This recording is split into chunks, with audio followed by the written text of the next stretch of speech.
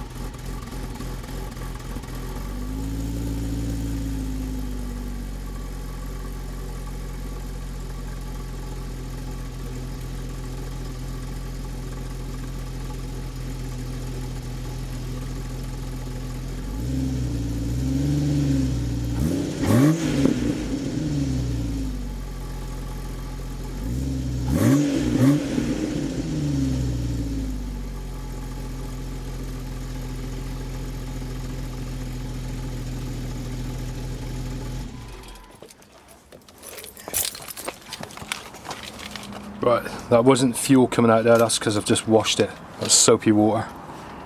But yeah, looks good, sounds good. Good custom fix.